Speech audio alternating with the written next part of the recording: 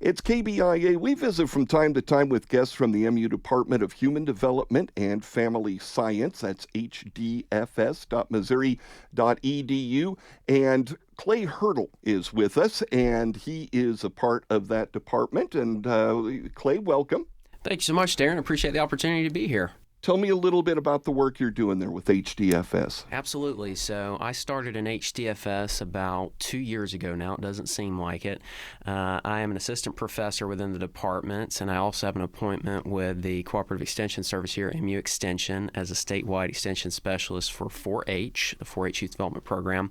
And so realistically, I have two major components to my job. So that first half that I was talking about, serving as an assistant professor, what you would expect, teaching coursework, specifically in adolescent development. My background with my PhD is in leadership specifically, and so just taught my first graduate course this past semester focusing on leadership development in cooperative extension settings and engagement settings out in the communities with some of our master's and PhD students in the department.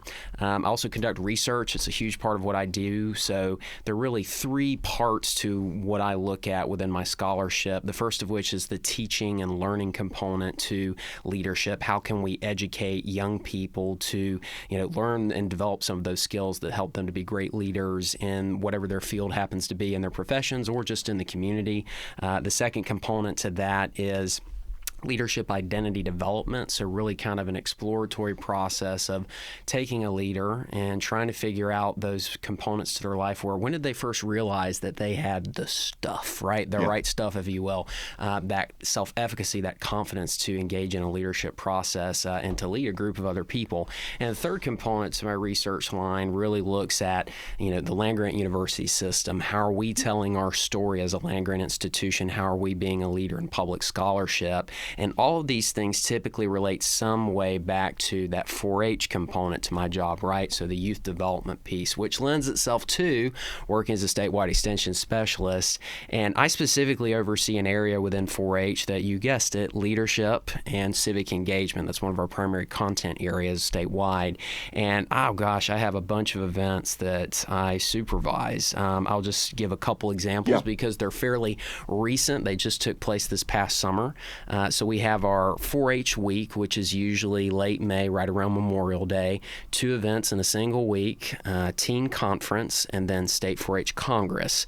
This past year, collectively, we had over 500 young people and volunteers come to Columbia to hang out with us on campus. But a young person, when they come to this, they can expect to engage in workshops around, of course, leadership, communication skills development, teamwork, all the things that, soft skills, if you will, that somebody's going to need when they graduate and either enter industry or go to college or a vocational program.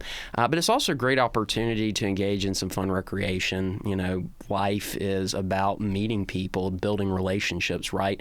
For some folks, this is the first chance that they've had an opportunity to stay overnight away from home, from mom or dad or brother or sister, things like that. But it's a chance also to learn about Mizzou and what opportunities might exist for them beyond college. But again, that's just kind of a succinct way of looking at what I do and some of the major components to my job. Clay Hurdle with us with the Department of Human Development Family Science here at the University of Missouri. You get to work on leadership skills at a couple of different levels of experience with people. You talked about the young folks you're working with in 4-H, but you're also working with college students and graduate students, and there are some skills that are similar there, but it's a little bit different part of a time of life. Talk to me a little bit about how that fits into what you're doing with your students here at Mizzou and your grad students here at Mizzou. Absolutely, and I really appreciate that question. And specifically thinking about college students, I'll give the example of my graduates that I've been working with here. Leadership as a science, right, as a field of study is fairly new when we look at it in an academic context. Research has been conducted about leadership. Probably we can go back as far as the mid-1800s, but really that social sciences vein has only been around for about 75 years or so, give or take. And so a lot of what I do is really, when I look at graduate students, it's kind of twofold.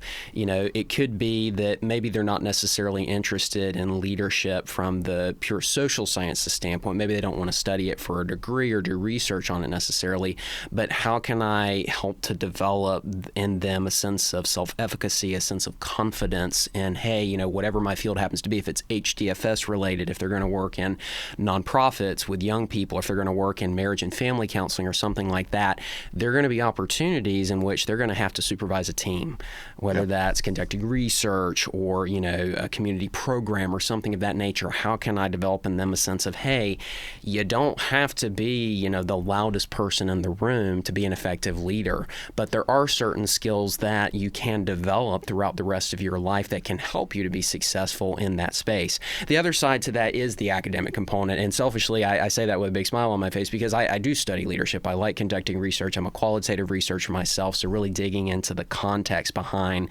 the developmental pieces to what it means to be a leader. And so sometimes you do have students that are interested in conducting research either as an independent study or kind of weaving that into their thesis or their dissertation work. And so that's really kind of where I am with those folks, is finding ways to support them as they pursue that as a matter of scholastic inquiry for themselves. And I'm excited because I have a new PhD student that I get to supervise and advise as a part of our graduate program this coming fall. And I've got somebody I was just talking to yesterday that's going to do an independent study with me, and we're looking at what that might look like. And so those are kind of the major things that I do with respect to leadership, study, development, and so on with graduate students. Fantastic. You can find out more about the work that Clay is doing there and all of the rest of the research and discovery happening with the Department of Human Development at Family Science at their website, hdfs.missouri.edu. Clay, it's been a pleasure to talk to you. Clay Hurdle from Human Development at Family Science, thank you for your time today. Thank you, Darren. Appreciate you.